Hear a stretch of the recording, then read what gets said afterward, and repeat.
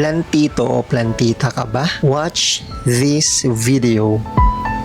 Shop Leaf Plant Studio, located along Malingap Street, Diliman, Quezon City. Sa entrance pa lang ay puno na ng mga halaman. They are basically selling plants, pots, fertilizers, and there's also a cafe inside. And they are also offering ice cream, Carmen's Best. And as you can see, nagbebenta sila ng iba't ibang klase ng mga halaman. I don't know kung anong mga pangalan nito, in different forms and sizes, from the smallest one up to the biggest na makikita dito.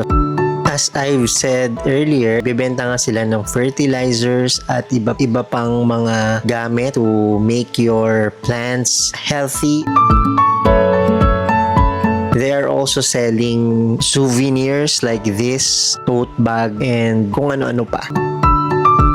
Dito sa rightmost side ng compound na ito ay makikita nyo yung karamihan sa mga plants na binibenta nila. Parang dedicated tong area na to for different kinds of plants lang, at para siyang mini greenhouse. Though hindi naman talaga siya greenhouse, it's because all over the area na ito is punong-puno ng iba't ibang klaseng halaman na for sale.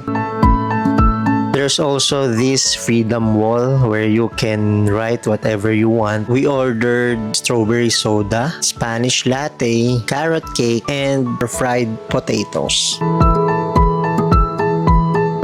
Ang sarap ng fried potatoes. Despite medyo busog pa ako at the time of eating this, parang tamang-tama lang yung lambot niya. Hindi siya masyadong maalat. And yung dip, there's something na masarap. I don't know if it is mayonnaise and may inahalong iba dito, pero masarap siya. Yung strawberry soda is hindi siya matamis and ang refreshing niya inumin. Though hindi medyo lasa yung pagiging strawberry niya, pero I think okay naman siya. Yung Spanish latte is for me a bit sweet, pero okay naman siya. Hindi siya parang lasang generic na kagaya ng matitikman mo sa mga mumurahing coffee shops. And the carrot cake is really good. Masarap siya. Tama lang naman yung tamis niya.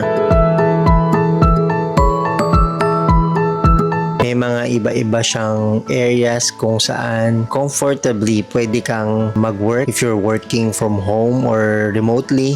Okay, let's go to the CR. Ayan, okay naman siya. May kalumaan yung CR. Actually, yung buong lugar medyo may kalumaan na, pero malinis siya and presentable siya tignan. So, 1.6 or 800. Pero may unit kung parang gano'n. Dapat nga gano'n eh, next time. Hey, Daddy! Wife ko, bumili siya ng snake plant. Bali, 200 pesos yung plant plus 100 for the pot. All in all, it's 300 pesos. So, okay na rin siya, I think. So, for me, I can recommend this place if you want to hang out, to study, or work remotely. The place is good, comfortable, nakaka-relax. Plus, the food, at least yung mga natikman namin, is good if you want to eat or drink coffee. So, ayun lang. Please do like, share, and subscribe if you want more content like this.